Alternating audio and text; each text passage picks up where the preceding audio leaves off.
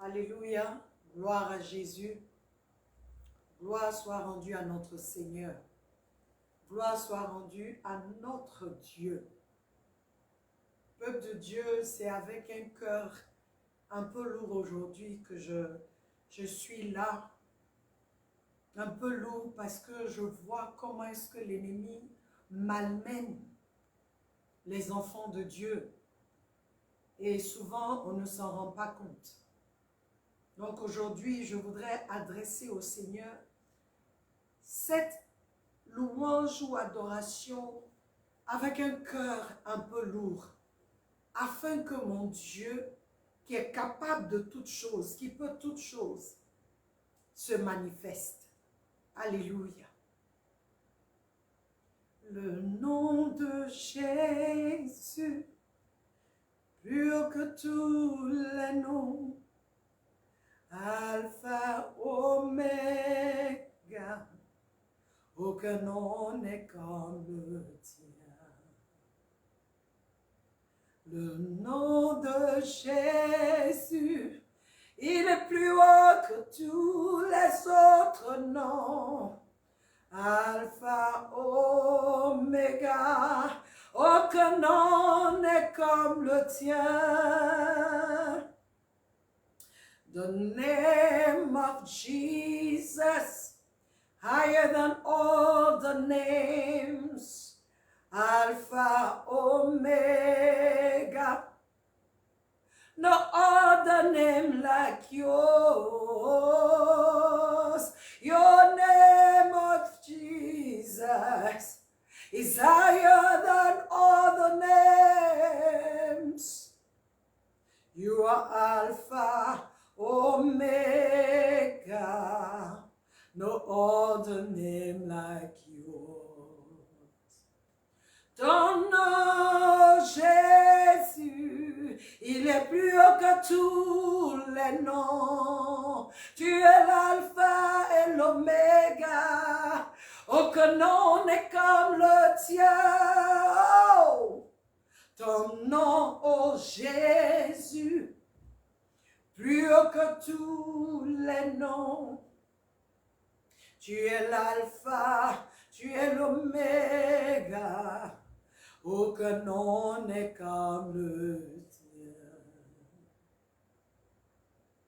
Ton nom, aucun nom n'est comme ton nom. Ton nom est plus grand que tous les autres noms. Ton nom est fort, ton nom est puissant. J'invoque ton nom, aucun nom n'est comme le tien. Ton nom est puissant, ton nom est glorieux, ton nom est merveilleux, Jésus, Jésus, Jésus. Jésus, j'appelle ton nom. Oh, j'invoque ton nom. Viens, j'invoque ton nom. Aucun nom n'est plus grand que ton nom. À la mention de ton nom, tout genou fléchit dans les cieux, sur la terre, sous la terre, et toute langue confesse que toi tu es Dieu. Je t'invoque, Seigneur. Je t'invoque en ce moment, dans cette situation particulière. Je t'invoque, Esprit de Dieu. Souffle ton vent, Seigneur. Et que ce que la mort a semé soit déraciné, détruit, et que la vie de Christ règne, ô Saint-Esprit. Souffle, donne la vie, là où la mort veut régner, dans le nom de Jésus. Tu es le lion de la tribu de Juda. Lève-toi pour cette famille, rugis. Chasse les ténèbres, chasse l'ennemi, chasse l'intruse ou l'intrus, chasse-les au nom de Jésus et restaure pour la gloire de ton Saint-Nom. Lion de la tribu de Juda, lion de la tribu de grâce, roi de tous les âges, lève-toi et rugis pour nous.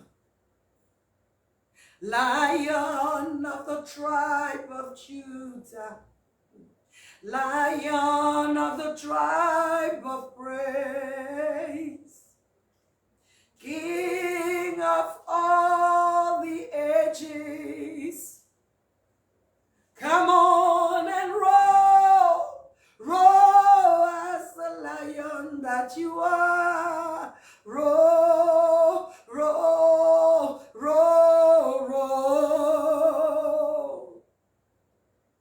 Lion de la tribu de Juda, lion de la tribu de louange, roi de tous les âges, lève-toi et rugis pour nous. Ouais. Quand tu parles, la création entend. Quand tu parles, les montagnes s'aplanissent. Quand tu parles, oh, ta voix résonne comme plusieurs eaux. Rugis, rugis pour nous. Quand tu parles, Seigneur, les eaux se fondent en deux. Quand tu parles, le ciel et la terre se prosternent devant toi. Quand tu parles, les démons s'enfuient. Quand tu parles, Jésus, parle, rugis pour nous, rugis, Seigneur. Lève-toi et rugis pour nous, Seigneur. Agis dans la vie de quelqu'un. Agis, rugis dans la vie de quelqu'un en ce moment. Et que ce qui est des ténèbres soit détruit. Rugis dans la vie de quelqu'un maintenant qui est confus complètement. Rugis dans sa vie et chasse les démons. Chasse l'agresseur. Chasse le méchant. Rugis. Et que les hyènes qui se sont levées pour se manifester, les esprits ancestraux, le lien familial qui réclame quelqu'un en ce moment, soit détruit au nom de Jésus. Lion de la tribu de Juda, lion de la tribu de grâce, roi de tous les âges, viens et rugis pour nous. C'est ma prière ce soir. C'est ma prière. Je crois en toi. Je crois que tu es le Seigneur, le seul Seigneur, le Seigneur des Seigneurs. Ce n'est même pas que tu es le Seigneur des petits seigneurs. Non, il n'y a pas de comparaison. En fait, tu es Seigneur. Tu es au-delà. Il n'y a rien qui puisse se comparer à toi. Rien qui puisse se mesurer à toi. Tu es Seigneur toi-même. Tu es Dieu. Je crois en toi. Je crois en toi. Lève-toi, mon Dieu, et agis. Ne sois plus silencieux. Lève-toi, papa, et agis. Agis, Seigneur. Agis. Libère. Guéris. Agis, agis Seigneur, car tu n'es pas mort en vain à la croix. Tu as payé le prix et tu nous as donné vie. Agis. Lion of the tribe of Judah, Lion of the tribe of praise, King of all the ages, come on and roar, roar, roar, roar. Lion de la tribu de Judas, Lion de la tribu de grâce, Roi de tous les âges, Roi de tous les siècles, Roi de toutes les générations, viens rugir dans nos vies. Mon âme te bénit. Mon âme t'exalte, mon esprit te magnifie. J'ai foi en toi. Rien ne t'est impossible. En ce moment même, en cette situation, c'est dans ta main seule que nous déposons toutes choses. Pour mon frère, ma soeur, qui en ce moment est découragé, je te les confie. Je te les confie. Afin que, Seigneur, tous sachent que tu es Dieu. Qu'à la fin, nous chantions que notre Dieu est digne. Qu'à la fin, que toute langue confesse que tu es Seigneur. Qu'à la fin, que tous sachent que notre Dieu est le vrai Dieu. Nous le savons, mais ils ont besoin de savoir. Merci pour ce temps que tu nous donnes. Merci d'agir dans la vie de tes enfants, de mes frères et sœurs. Merci de te manifester sur cette plateforme. Une autre dimension avec Christ. Oh Dieu, que ton onction descende. Saint-Esprit, agis dans les familles, dans la vie de tous ceux qui sont connectés actuellement. Agis et que ton nom, Seigneur, soit élevé au nom de Jésus. Amen. Amen, amen, amen. J'espère que le son est bon. Alléluia. Alléluia, que le son est bon et que vous m'entendiez encore. Gloire et honneur soit à Jésus. Encore bienvenue sur notre plateforme, une autre dimension avec Christ. Nous sommes là aujourd'hui à la fac et notre fac est basée sur notre enseignement de la semaine du samedi dernier qui est la vraie prospérité, notre nouveau thème. Le thème que le Seigneur nous a donné pour ce mois de novembre. Alléluia. Et nous allons commencer avec les questions et les réponses. Alléluia, soyez bénis. La première question dit, bonjour pasteur, le chrétien a-t-il vraiment le droit d'amasser des richesses sur terre? Selon Matthieu 6, 19, aidez-moi car je veux comprendre. Le frère Kevin. Nous allons lire ce que le frère Kevin nous a donné. Matthieu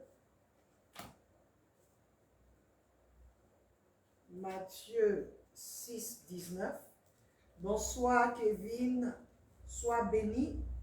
Nous allons lire Matthieu 6, 19 nous dit ici tout simplement, il dit, ne vous amassez pas des trésors sur la terre, où les mythes et la rouille détruisent, et où les voleurs percent les murs pour voler. Et Kevin demande, est-ce que le chrétien a-t-il vraiment le droit d'amasser des richesses sur la terre? Bon, Kevin, selon le passage que tu donnes, le Seigneur dit, n'amassez pas de trésors. Il dit, ne vous amassez pas des trésors sur la terre, où les mythes et la rouille détruisent et où les voleurs percent les murs pour voler. Il dit de ne pas s'amasser des trésors sur la terre. C'est ce qu'il dit. Et ce verset, en vérité, nous parle, Kevin, de la vraie richesse. Ce verset nous aide à avoir une bonne perception concernant notre attitude en ce qui concerne la richesse. Selon l'enseignement que nous avons donné le samedi, Deutéronome 8, 18 dit quoi? Souviens-toi de l'Éternel, ton Dieu, car c'est lui qui te donne la force pour acquérir des richesses. Dieu n'est pas contre la richesse. Au contraire, ses enfants doivent régner dans tous les domaines. Cependant, pas comme les enfants des ténèbres qui veulent se faire voir et utiliser leur richesse pour appauvrir, opprimer, abuser, assujettir les autres. Mais nous, les enfants de la vraie lumière, le Seigneur nous dit que notre richesse que nous voulons amasser, ce n'est pas sur la terre. Nous devons avoir cette richesse, nous devons l'amasser dans les cieux, pas sur la terre.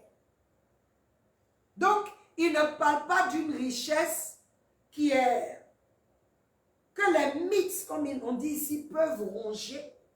Il ne parle pas d'une richesse où l'ennemi ou les voleurs peuvent toucher. Non, il parle d'une richesse où ça se trouve là, les voleurs ne peuvent pas toucher parce que celui qui garde, c'est le Seigneur lui-même. Et il veut, Dieu veut que nous soyons riches, hein, je veux que nous sachions ça. Mais cette richesse, ce n'est pas une richesse qui est gagnée de par nos forces. Il dit, sache que c'est le Seigneur, l'Éternel, qui te donne la force d'acquérir la richesse. Donc, la richesse que tu vas acquérir, il faut que ce soit le Seigneur qui soit la source, qui te permette d'avoir cette richesse, afin que ta richesse soit bien utilisée.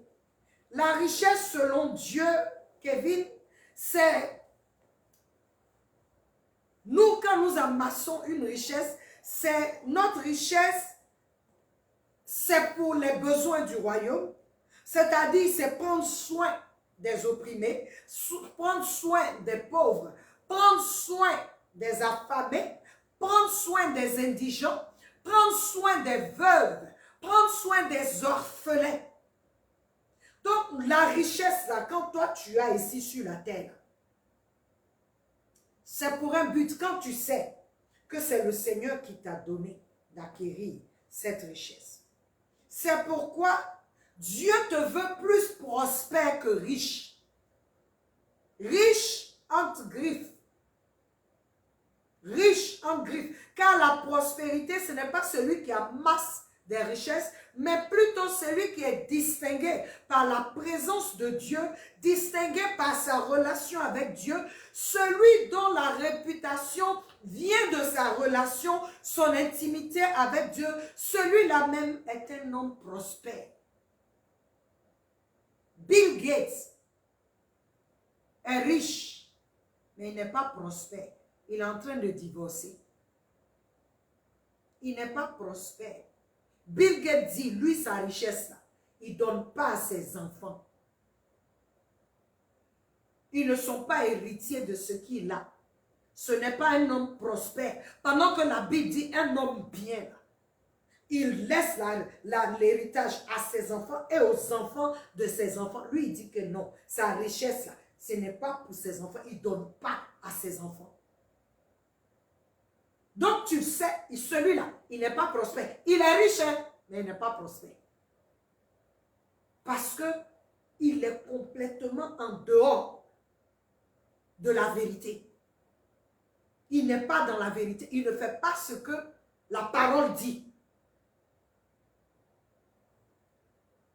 Dieu, Kevin, nous veut plus prospères que riches. Celui qui est prospère, c'est celui dont la vie manifeste Dieu. Celui qui marche dans la vérité. Amen. Donc, la richesse, tu peux l'avoir.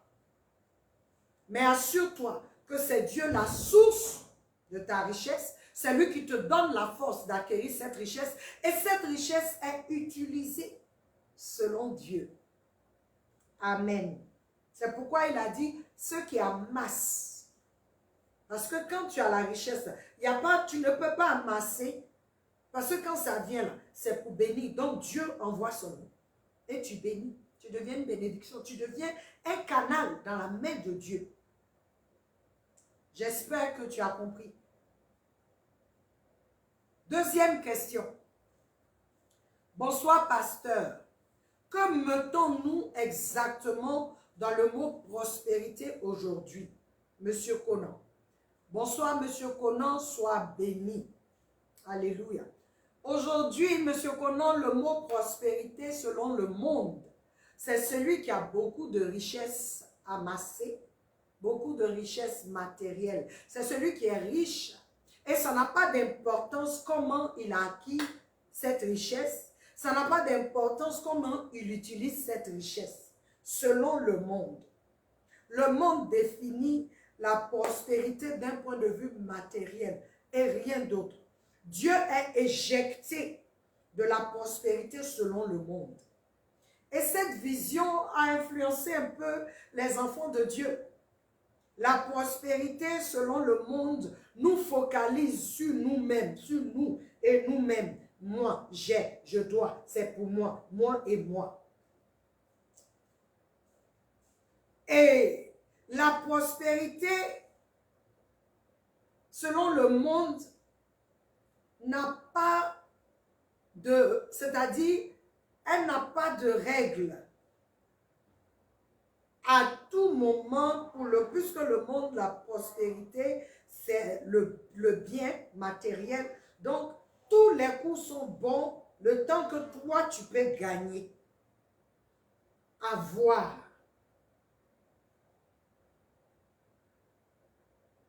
La prospérité, Monsieur Conan, commence avec la connaissance et la crainte de Dieu. La prospérité est la marche dans la vérité et avec la vérité. La prospérité selon Dieu est plus que la richesse matérielle. C'est la richesse de l'esprit de Dieu en nous. La prospérité est un état de l'homme intérieur vis-à-vis de Dieu. Un état, un homme qui a acquis sa richesse sans Dieu n'est pas prospère, mais riche. Il est riche, hein, mais il n'est pas prospère. Job était un homme riche, mais prospère d'abord. C'est pourquoi lorsqu'il a perdu toute sa richesse, lorsqu'il a perdu tous ses bétails, lorsqu'il a perdu, ça dit ses champs, tout ce qu'il avait, même ses enfants, ce qui importait Job, ce n'était même pas tout. Job dit, je suis né nu, donc j'irai nu. Pour dire que tout ce que j'ai gagné là, ce n'est pas parce que je mérite. Je suis venu trouver ça, Dieu m'a donné. Mais Job était plus focalisé, plus. C'est-à-dire Job, ce qui importait à Job était plus sa relation avec Dieu et comment il devait continuer de la maintenir. Job, lorsqu'il a tout perdu, n'est pas devenu fou comme des gens aujourd'hui qui deviennent fous quand ils perdent tout. Des gens aujourd'hui, quand il y a c'est-à-dire qui ont connu l'opulence et puis ils sont dans la misère, mais c'est grave. D'autres se suicident. Ce sont des gens riches mais pas prospères. Mais Job était un homme prospère. Parce que Job savait que ce qui le rendait riche d'abord, ce n'était pas ses biens matériels, mais c'était Dieu. la présence de Dieu dans sa vie. Je vous encourage à lire le livre de Job. Job voulait toujours maintenir, même quand il a tout perdu, c'est à Dieu encore qu'il posait des questions. Satan a dit à Dieu, oh, tu dis que celui-là, il est intègre, il t'adore comme il se doit. Est-ce que ce n'est pas parce que tu l'as béni? Satan était en train de dire à Dieu, c'est parce que tu l'as rendu riche matériellement qu'il te suit, il t'adore. Dieu dit, bon, moi je te dis qu'il intègre. Il me craint.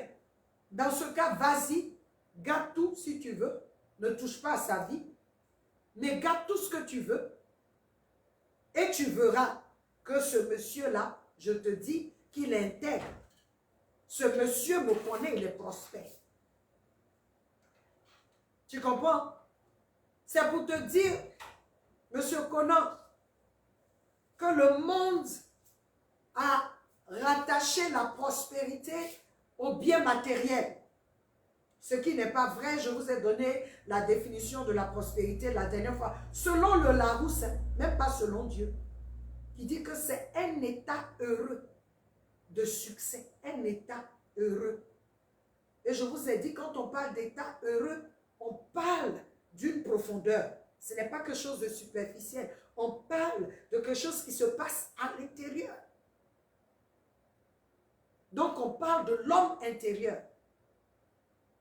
L'homme intérieur, le bien matériel, ne peut pas. Et tu peux voir avec tous ceux qui sont riches, mais pas prospères, qui ne sont pas heureux à l'intérieur. Parce qu'ils cherchent toujours d'autres choses pour se donner de la paix, pour se donner la joie, malgré tout ce qu'ils ont. Alléluia. La vraie prospérité, M. Conan, est rattachée intrinsèquement à Dieu. Troisième question. Bonsoir, pasteur. La vie abondante dont Jésus parle en Jean 10, 10, en quoi consiste-t-elle concrètement? Colombe, Banque Atlantique, Côte d'Ivoire. Je vois un peu, Colombe, un peu dans ta question. Bonsoir ma chérie, sois bénie. Voici ce que Jean 10, 10 dit. Le voleur ne vient que pour voler, tuer et détruire. Je suis venu, c'est Jésus qui dit, afin qu'elle, il parle de ses brebis, puisse avoir la vie, virgule, et qu'elle l'ait encore plus abondamment. Donc, cette vie abondante dont Christ parle, Christ, notre Seigneur, parle, Colombe, à deux volets. Le premier volet, c'est que cette vie vient afin que la mort ne puisse plus régner dans ta vie, dans ma vie. Il dit quelle est la vie. Donc, cette vie-là, elle vient d'abord afin que la mort ne puisse plus régner en toi et en moi. Et pour cela, il nous donne sa vie. Romains 8, 2 dit, car la loi de l'esprit de vie en Christ Jésus m'a rendu. D'autres versions disent, nous a affranchis de la loi du péché et de la mort. La loi de l'esprit de vie en Christ Jésus m'a rendu libre de la loi du péché et de la mort. Il vient, cette vie, Christ nous donne sa vie d'abord pour nous ressusciter, pour nous élever, pour nous amener quelque part, pour que nous ayons la vie d'abord. Un. En deux, cette vie qu'il nous donne, elle doit nous inonder, l'abondance, elle doit nous inonder. Et pour cela, nous avons notre rôle à jouer. Accepter que tous les aspects de nos vies en soient saturés et qu'elles débordent en nous. Donc, l'aspect concret, c'est que toi, tu sois une révélation de Christ. Que tu le manifestes partout et en tout. Si sa vie est abondante en toi, tu feras les mêmes œuvres qu'il a faites. Tu seras un témoin fidèle de Dieu, comme lui, il est témoin fidèle. Tu seras un témoin fidèle de Christ. Colombe, c'est ça en premier, la vie abondante. Tout le reste est secondaire. Et je voudrais que tu saches que si le premier et primordial aspect se concrétise dans ta vie, dans ma vie, nous serons surpris par le reste. Le premier aspect est l'essentiel. Que cette vie nous inonde, qu'elle devienne abondante. Ce n'est pas ta vie, hein, c'est la vie de Christ. Quand il dit, je viens vous donner la vie et qu'elle soit abondante. C'est-à-dire, quand tu la laisses, ça devient comme un fleuve. Ça prend, mais c'est la vie de Christ. Parce que toi, ta vie, là, tu es crucifié. Il ne peut rien faire avec ta vie, il ne peut rien faire avec cette vie passée. Cette vie ancienne. C'est sa vie en nous, sa vie là qui doit être abondante. Quand elle vient, elle doit être abondante, elle doit nous inonder. Et c'est ça l'essentiel. Quand cette vie abonde, quand tu es saturé, quand cette vie déborde, mais tous les aspects de ta vie, parce que c'est ça, tu deviens non seulement prospère, mais la richesse suit. C'est pourquoi il dit, cherchez en premier le royaume de Dieu et sa justice. Et toutes ces autres choses vous seront ajoutées. Ça veut dire que tu as quelque chose déjà. Il va ajouter. Et nous, on fait le contraire. On cherche la richesse d'abord. Non, il dit le royaume d'abord. C'est là, c'est là-bas. Donc, la vie abondante, c'est que tu abondes en tout. Quand cette vie abonde d'abord en toi, tu vas voir que dans toutes les autres choses, tu vas commencer à monter sans faire d'effort. Pourquoi? Parce que cette vie en toi est la vie de Christ. Elle est conquérante, elle a été éprouvée, elle a vaincu les ténèbres. Donc partout où tu vas, parce qu'elle est en toi et elle est abondante, les portes s'ouvrent. Les choses se font. Quand tu arrives, ce n'est plus toi qu'on voit, c'est Christ qu'on voit. C'est ça concrètement, la vie abondante. Sois béni. La quatrième question. Bonsoir pasteur, je suis Thomas. Je vous écris de Bolloré, Côte d'Ivoire. En quoi consiste la prospérité selon le cœur de Dieu? Bonsoir Thomas, je pense que c'est la première fois. Sois béni et bienvenue. Bienvenue. La prospérité, Thomas, selon le cœur de Dieu, c'est sa présence palpable dans ta vie, dans ma vie. Sa présence palpable dans ta vie et dans ma vie. Sa manifestation dans ta vie et dans ma vie. Nous parlerons ce samedi d'un homme que Dieu a appelé prospère. Je t'invite à te connecter ce samedi pour avoir plus de détails. Selon le cœur de Dieu, c'est qui Dieu appelle prospère. Et je vais donner un exemple d'un homme que Dieu a appelé prospère pour nous montrer que ce qu'on appelle prospérité dans le monde n'a rien à voir avec la perception de Dieu. Déjà, selon le cœur de Dieu, je veux que tu saches, si tu veux être un homme prospère, que Dieu, la présence de Dieu soit manifestée en toi, dans ta vie, que tu aies une relation avec Dieu, que tu le craignes, que tu marches dans la vérité, que tu marches avec lui. La Bible dit, Enoch a marché avec Dieu, il n'était plus, Dieu l'a enlevé. Enoch était dans une génération comme la nôtre actuellement, dans une génération où les gens vivaient des années et des années, 800, 900 ans. La Bible te dit qu'ils naissent, ils vivent longtemps, ils ont des enfants, ils meurent. Mais autour de Enoch, la mort n'a pas pu le toucher. Ça, c'est un homme prospère. Oui, un homme qui a connu Dieu, qui a cherché à connaître Dieu, qui a fait ce que les autres ont fait. Et arrivé à 65, elle dit non, c'est pas possible, il y a quelque chose. Un homme qui a commencé à chercher Dieu et a commencé à marcher avec Dieu. Le livre de Jude dit que Enoch, le prophète, a parlé, lui il appelle le prophète, a parlé à sa génération. Il a averti sa génération de la fureur de Dieu, mais ils ne l'ont pas écouté.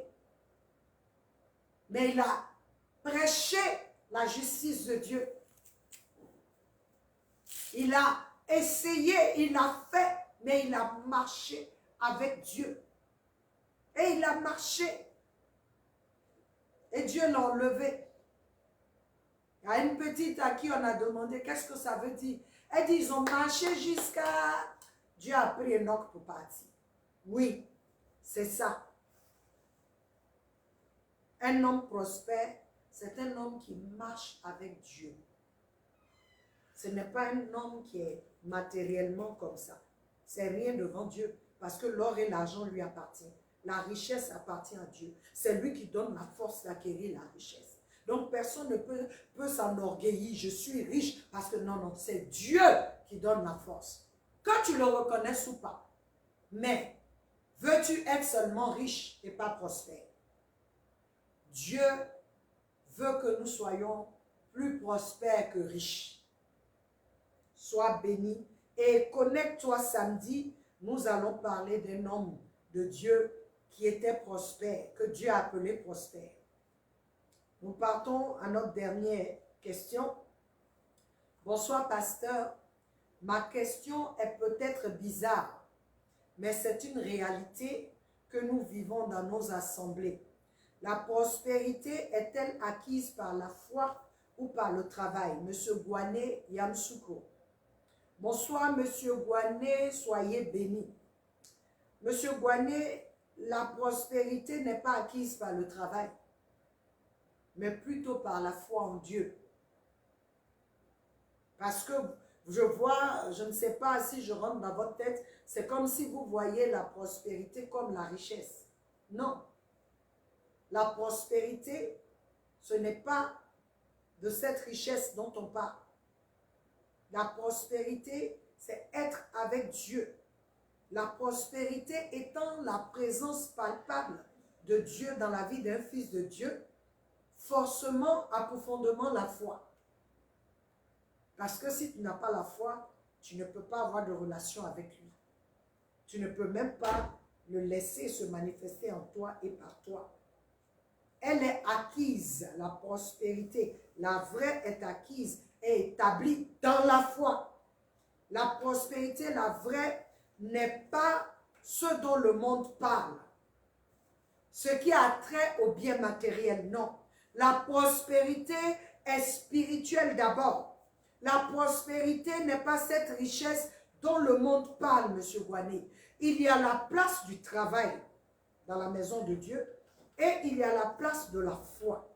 Mais je voudrais que tu saches que très souvent, j'ai vu par tes questions, tu parles un peu du travail, de la paresse des chrétiens et tout, mais ce que je veux que tu saches, que la prospérité demande la foi en Dieu et non le travail individuel. Donc, je voudrais que par ces questions, par ces réponses, je suis sûr qu'il y a eu un peu plus de lumière. Je suis sûr que tu as entendu quelque chose, tu as compris. Ne mets pas la prospérité et la richesse matérielle ensemble. La richesse matérielle dans la prospérité de Dieu est un bonus. C'est un bonus. Job était prospère d'abord, avant d'être riche. C'est pourquoi, lorsqu'il a eu des problèmes, il est toujours resté connecté à Dieu. Et vous avez vu qu'après, la Bible dit que Dieu l'a béni doublement. Parce que la richesse vient de Dieu. La prospérité, c'est ta relation avec Dieu. C'est la présence de Dieu dans ta vie. Et je pense que je vous ai donné un exemple. La dernière fois, je vous ai dit que entre Lazare et l'homme riche, lorsqu'ils sont morts, on a su qui était prospère, qui était vraiment riche selon Dieu.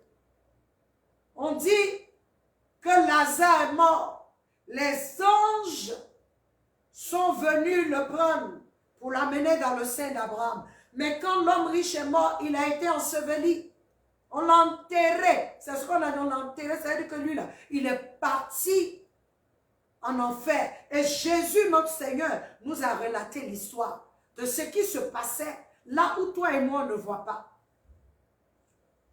Donc aujourd'hui, si tu es riche matériellement et que tu ne connais pas Dieu, tu es pauvre. Je veux que tu saches ça. Si tu es riche matériellement et que tu n'as aucune relation avec Christ, toi, tu es misérable. Parce que celui que tu appelles pauvre, il connaît Dieu, il adore Dieu, il marche avec Dieu, il marche dans la justice de Dieu. Lui, c'est un homme prospère par rapport à toi. Je ne suis pas en train de minimiser la richesse, non. Parce que Dieu lui-même dit, c'est lui qui nous donne la force d'acquérir la richesse. Ça veut dire qu'il veut qu'on soit riche. Mais au-delà de cette richesse matérielle, il veut que tu sois prospère. Il dit, Jean a dit, c'est le passage que nous avons pris, 3 Jean 2 qui dit, mon frère Gaius, je souhaite qu'au-dessus de tout, que tu prospères et que tu sois en bonne santé, comme l'état de ton âme prospère. Une âme qui prospère est une âme qui est sauvée et qui continue de marcher, de se soumettre au Saint-Esprit. Donc cette prospérité dont la Bible parle, ce n'est pas celui qui a amassé de la richesse. Il parle de celui qui est grand dans le royaume de Dieu. C'est-à-dire celui qui, dans la présence de Dieu, celui qui cherche Dieu, qui craint Dieu et qui fait des choses, qui fait des œuvres pour le royaume. C'est ça. Quand on te voit, est-ce qu'on dit que toi, tu connais Dieu? Est-ce qu'on dit que voici la chrétienne, là, la fanatique ou le chrétien, le fanatique? Si on dit ça, mon frère, ma soeur, tu es prospère. Mais si on dit les voilà, dimanche ils sont à l'église, et puis voilà comment elle marche ici. Toi, c'est la sorcellerie. Je veux nous encourager, peuple de Dieu.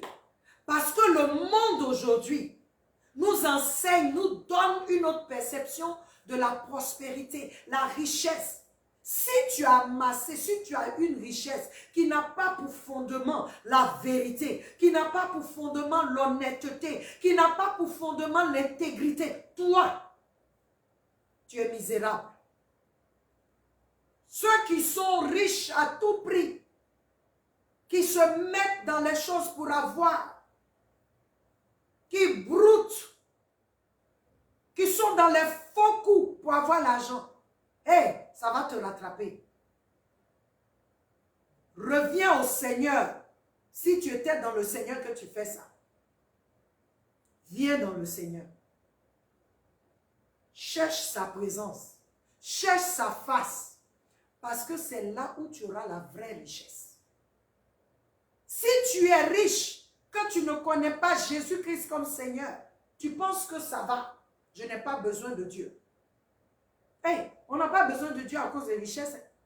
On a besoin de Dieu parce qu'on ne veut pas aller en enfer. D'abord, pour que ton âme soit sauvée. Et que tu puisses accomplir le plan de Dieu pour ta vie. Parce que si tu penses que tu es né comme ça, là, au hasard, comme on dit en Côte d'Ivoire, mon frère, c'est faux. Hein? Chaque être humain qui naît dans ce monde, Dieu a un plan pour toi. Dieu veut que tu accomplisses quelque chose. Dieu veut que tu fasses quelque chose pour le royaume. Tu es né pour un objectif. Tu es né pour faire quelque chose. Tu es l'extension de Dieu. Donc, je voudrais t'encourager. Toi qui es riche matériellement et qui ne connais pas Jésus-Christ comme Seigneur, aujourd'hui, je t'invite à le recevoir dans ta vie, afin que toi, tu deviennes non seulement prospère, mais riche et riche. Et peuple de Dieu, mes frères et sœurs, que notre perception de la richesse, de la prospérité change. Je veux être prospère par cette richesse. C'est pourquoi le Seigneur Jésus, plusieurs fois, il parle dans la parole. Il dit, là où ton cœur se trouve, là, c'est là-bas que ton trésor est. C'est là-bas. Donc, on connaît aujourd'hui par ces réponses-là. Je voudrais que toi-même, tu vois là où ton cœur est. Là où ton cœur bat. Là où ça est. Est-ce que le Seigneur est là-bas? Est-ce que c'est pour le Seigneur? Les gens sont morts ici, ils ont laissé leur bien. Les parents sont en train de se battre dessus. On dit qu'ils sont riches. Ils sont riches, mais pas prospères. Cette richesse-là, ça ne peut pas te donner la vie éternelle. Donc, celui qui n'a pas Christ, je reviens encore, celui qui n'a pas Christ et qui ne laisse pas la vie de Christ, le remplir, l'inonder, cette vie abondante comme Colombe demande. C'est quoi vivre, c'est quoi la vie abondante concrètement? C'est ça, laisser la vie de Christ en toi, t'inonder, te saturer, déborder. Et celui qui est débordé par la vie de Christ fait les œuvres de Christ. Peuple de Dieu, mon temps est fini. Je veux te remercier pour le tien. Et je prie M. Gouanet, Kevin, Colombe, M. Conan, je prie que Dieu vous bénisse. Thomas, je t'invite à te connecter samedi. Connecte-toi, je vais voir si tu es connecté, pour que tu vois la prospérité selon le cœur de Dieu. Et je vais parler d'un homme que Dieu a appelé prospère, pour que nous sachions ce que Dieu attend par prospérité. Que le Seigneur vous bénisse, que le Seigneur encore touche vos cœurs, qu'il vous enseigne encore, qu'il nous enseigne nous tous. Que nos perceptions changent.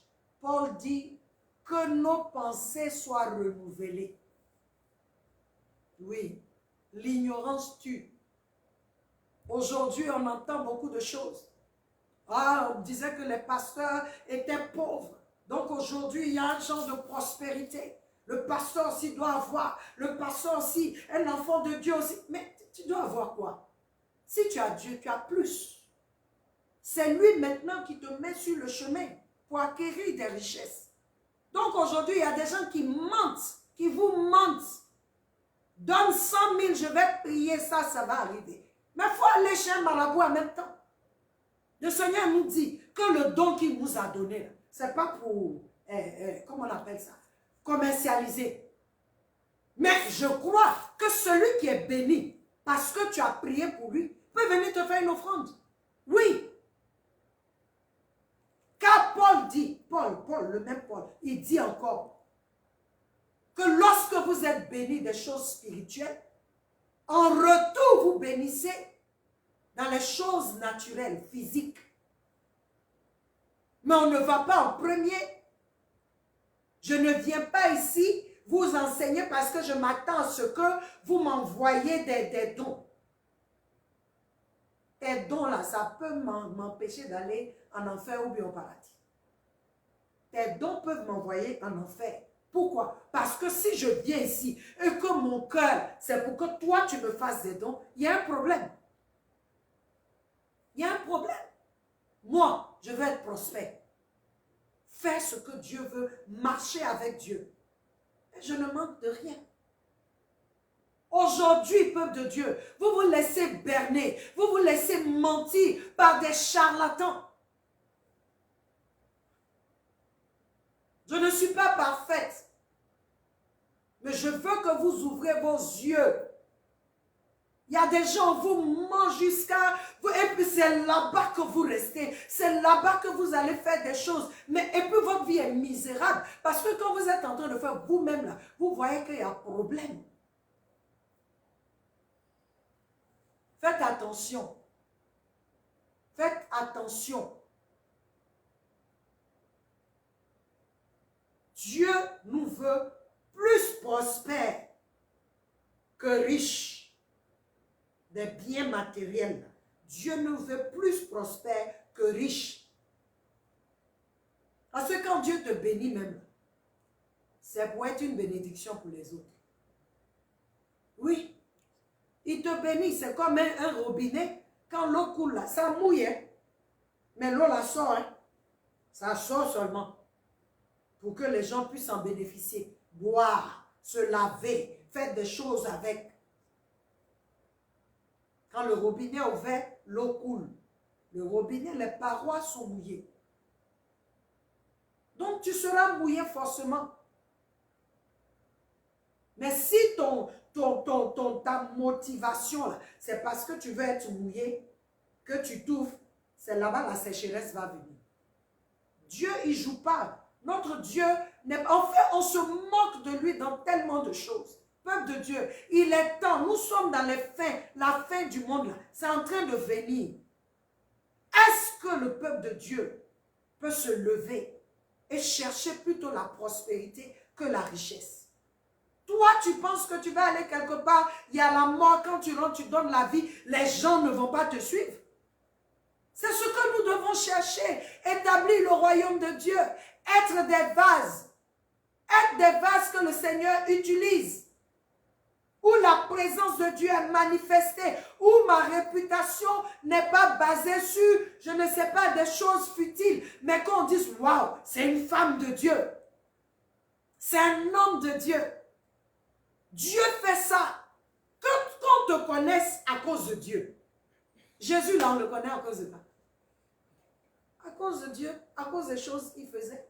Les apôtres, on les connaît à cause de quoi? Si Christ n'était pas dans la vie de Pierre, est-ce que toi et moi, on allait entendre parler de Pierre? Ça, c'est la prospérité. Ils n'ont manqué de rien. Ils ont eu tout. Tout ce dont ils avaient besoin. Peuple de Dieu, faisons attention. Et levons-nous. Refusons le mensonge des ténèbres. Refusons. Dans le nom de Jésus. J'ai dit que mon temps était fini. Bon, c'est fini. Soyez bénis. Que Dieu veille sur vous, qu'il vous garde, qu'il vous protège. Que tout mensonge, toute sémence de mensonge, tout ce qu'on a mis en vous concernant la prospérité, qui n'est pas la vraie prospérité, par cette parole soit détruite au nom de Jésus. Et que la vraie prospérité, la sémence de la parole de Dieu maintenant prenne la place et commence à porter des fruits en vous et par vous au nom de Jésus. Soyez bénis, je vous aime et Jésus vous aime plus. Nous sommes à samedi à 18h30. Priez, continuez de prier pour une autre dimension avec Christ. Amen.